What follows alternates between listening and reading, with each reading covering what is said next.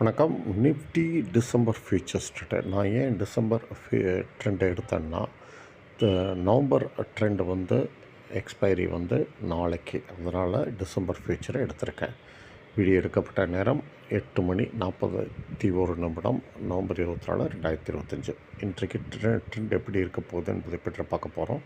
இப்போ என்னென்னா, வெள்ளிக்கிழமை இது 26,607 கிராஸ் பண்ணியிருக்கணும். ஆனால் அது ஈவன் அந்த வியாழக்கிழமை ஹையை கூட கிராஸ் பண்ண முடியல. அதே சமயம் இறங்குச்சு, ஆனால் ஃப்ரைடே சப்போர்ட்டை உடைக்க முடியல. இது ஒரு பாசிட்டிவ். அதனால் இது மோசம்னு சொல்ல முடியாது.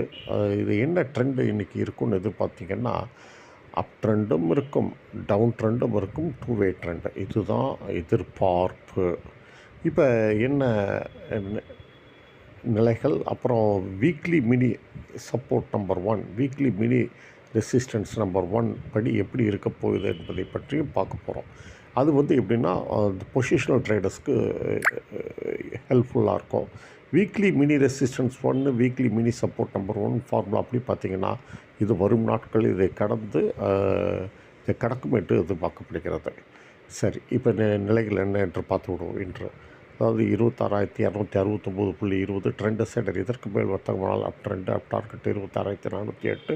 இது சப்ளை ஜோடு. இதை தொட்டவுடன் கீழே இறங்க வாய்ப்பு.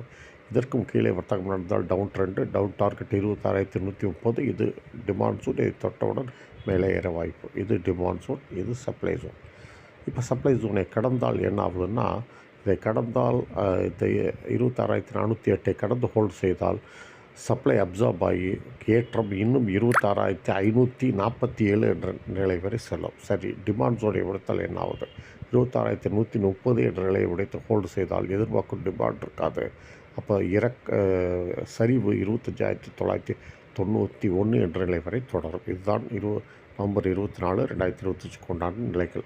சரி, இப்போ weekly mini support number 1, weekly mini resistance 1 formula படி பார்த்தோம்னா, இது பொசிஷனல் ட்ரேடருக்கு உதவிகரமாக இருக்கும். இது வரும் நாட்களில் இதை கடக்கும் என்று எதிர்பார்க்கப்படுகிறது. இதுதான் நிலைகள். எதுக்கு தகுந்தாப்புல உங்கள் வார்த்தையை அமைத்துக் கொள்ளுங்கள். நன்றி, வணக்கம். மீண்டும் அடுத்த வீடியோ சந்திப்போம்.